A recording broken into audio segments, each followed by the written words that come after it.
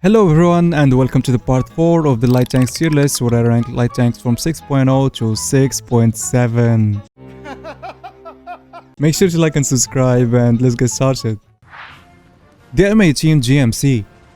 The speedy tank destroyer is pretty awesome. It's one of those tanks that you can take into top tier and still have a good game. It fires a strong APHE shell that works reliably against almost any tank. Moreover, the M18 has an insane acceleration that lets it hit its 80 km/h top speed very quickly, so you can use it to flank and outmaneuver heavier targets very easily. That speed and agility paired with its great firepower makes it extremely dangerous to any opponent, especially slower German casemates that struggle the moment you flank them. As for protection, the M18 doesn't have any. It can survive the occasional miracle shot, but almost everything from tanks, gas, artillery, even machine guns can take it out very easily. But luckily, with how fast and agile the M18 is, the lack of armor barely matters, and as long as you stay on the move, you can always make it difficult for the enemy to target you. There are also other M18 variants like in the Italian and Chinese trees. They are pretty much the same except for the lack of APCR rounds, but you won't really need APCR since it rarely works and the APHE is more than enough. S tier. The Super Hellcat. This prototype is basically a Hellcat with a bigger gun. The 76 cannon is replaced by a 90mm, giving it strong firepower and making it more effective against heavily armored targets. On top of that, the Super Hellcat has a slightly higher top speed, but the acceleration is slower, so it's not as snappy as the M18, but it's still pretty fast. The turret is also replaced with the turret from the M36 Jackson, giving it a slight armor improvement, but it's still just as weak and vulnerable as the regular Hellcat. S tier. The T86. This experimental prototype is pretty much an M18 Hellcat that was modified for amphibious operations. It has the same turret, same cannon, but it has a stabilizer and the hull is completely redesigned to float. The armor was already thin on the Hellcat and here it becomes almost non-existent, it's practically paper. But despite the thin armor, the crew and tank's compartments are so spaced apart, making it more survivable, especially to AP shells. On the other hand, the mobility takes a hit. The T86 is still fast, but it's nowhere near the M18. It's more sluggish in comparison, it's slower in turns, and the big profile kinda makes it hard to sneak around and ambush targets sometimes. The playstyle is different for this tank, but it can work well on some maps if you manage to hide the gigantic hull. C tier. The M41A1 Bulldog. This recon tank was designed as an upgraded version of the original M41 for the Korean War and the Cold War era. It is very fast and agile thanks to a strong engine that allows it to be quick on and off-road. The Bulldog is armed with a 76mm cannon that can fire AP, HE, APCR and APDS. APCR and APDS tend to struggle against angled armor, but APDS can penetrate over 300mm flat armor, and at 6.3 that can be very effective, especially against German tanks. Just make sure to target the ammo, the gunner or the breach, because the post-pin damage is pretty mediocre. So if you miss your shot or don't hit a critical part of the tank, you'll probably be dead next, because this thing has no armor. Just like the M18, the Bulldog's armor is pretty insignificant. It can be taken out pretty easily by anything and everyone, especially planes and SPAs. B tier. The Leichter Kampfpanzer M41. This is basically the German version of the M41 but with a few improvements. It has smoke grenades in addition to HFS, which is not as strong as the APDS in terms of penetration, but the post-pin damage is much better. A tier. The Ratel 90. This South African IFV is armed with a 90mm low pressure cannon that can fire HE and HFS with great penetration. It's got a 6x6 wheel chassis that makes it ideal for the African off-road terrain. It's pretty fast too, reaching up to 105 km/h, and it's great for flanking and ambushing enemies. Most tanks in the game have unique and recognizable engine sounds, but the Ratels have a very quiet engine and that works in your favor. Sometimes you can just sit in a spot without having to shut down your engine and just wait for a Tiger or Panther to drive by. Moreover, the ability to fire HFS means you can use the Ratel at any range, so you can snipe targets and relocate after every shot.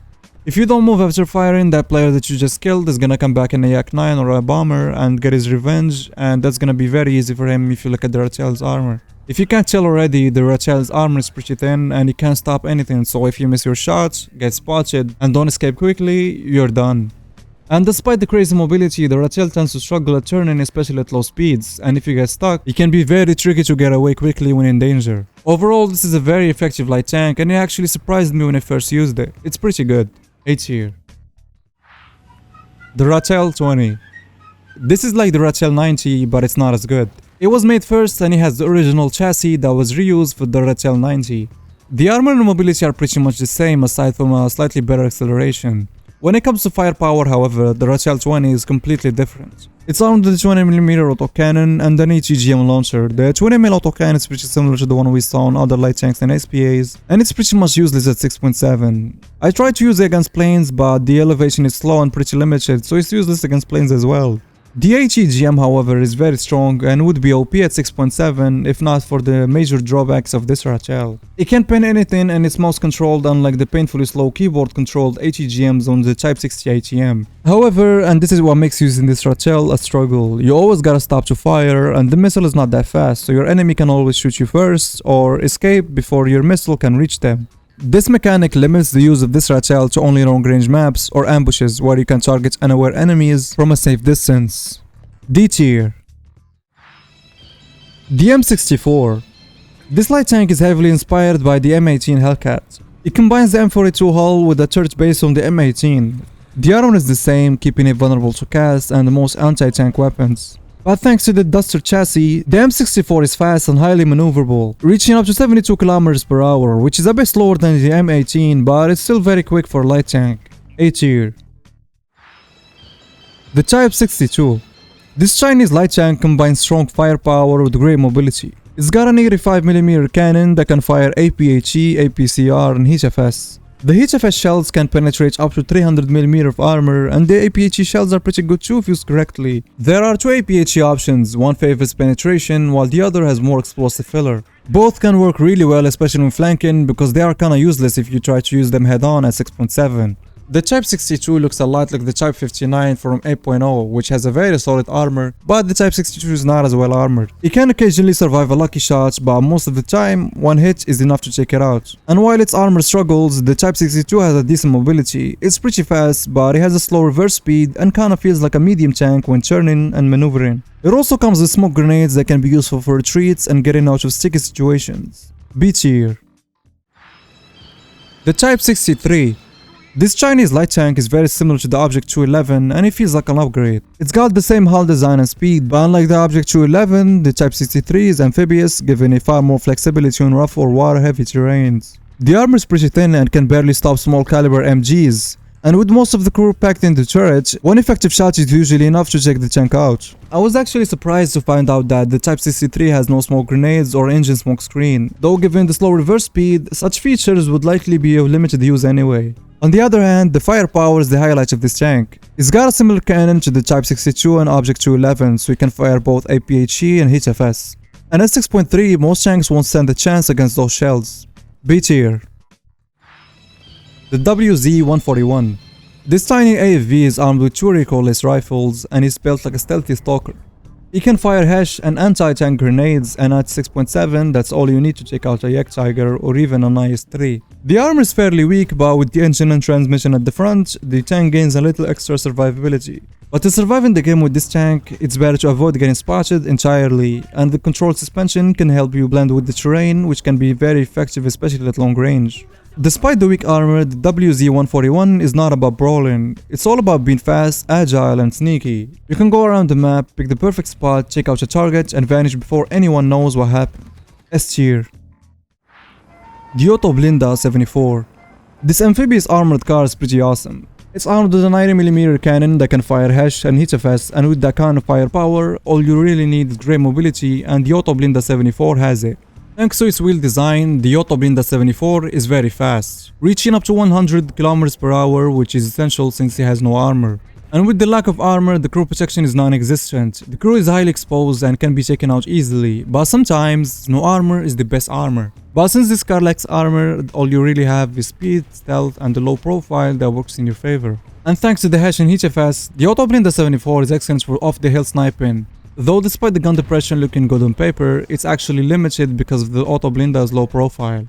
But honestly, these small no armor cars are the most fun to use, especially with how creative you gotta be to make them work. S tier. The Fiat 6614.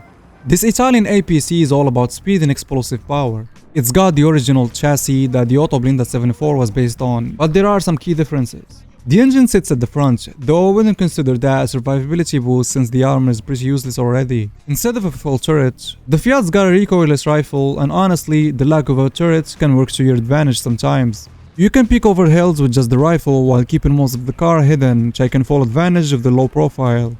The rifle can fire HESH and anti-tank grenades, which are surprisingly potent and can even threaten a mouse if you hit the right spots. But the rifle's rotation is painfully slow, so flanking or outmaneuvering targets can be tricky and will require some planning. The strong firepower combined with its APC-6 and its mobility makes it really fun for ambushing targets or picking off enemies from long range. So you can catch them off guard and stay safe as long as you land your shots, because missing is the fastest way back to the hangar. B tier. The ELC Beast.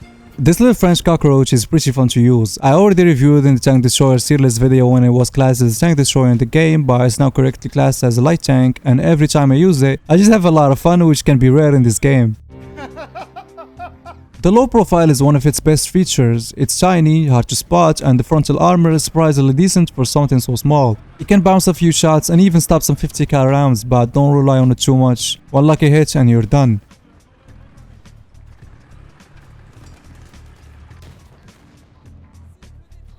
The LeKPz is very fast both forward and backwards, which makes it very easy to get a lot of kills with it. Sometimes I just sneak around the map and catch bigger tanks off guard, and it's pretty funny when they have absolutely no clue. When it comes to firepower, the LeKPz fires HFS shells that can penetrate up to 350mm of armor, which is insane for such a tiny tank. The low profile and strong firepower work really well at long range too. You can take out targets without being seen, and it's pretty satisfying when you land a shot on a heavy tank without being spotted. I put this tank at S tier in the Tank Destroyers video and I still deserve that spot, so S tier again. The Panzer Bandwagen 501. The Swedish IFV is armed with a 73mm cannon that can fire HE and anti-tank grenades with strong penetration. It's based on the BMP-1 chassis but upgraded for the Swedish servers, so it feels a bit modernized while keeping the classic BMP style. The cannon hits hard and it works really well against heavily armored targets, and the reload is pretty fast as well, so you can always use a follow-up shot to finish your target. The armor is pretty thin, barely enough to stop MG fire, so one lucky hit from anything bigger and it's done. But unlike the armor, the mobility is pretty reliable. The Panzer Bandwagen 501 is pretty fast and can even swim if necessary. It's great for flanking and ambushing enemies, and with great firepower comes great responsibility. And with great firepower, this tank can be a deceptively dangerous little beast while staying fast and mobile. A tier. Alright guys, here is the final tier list. Let me know what you think and make sure to like and subscribe because more videos are coming soon.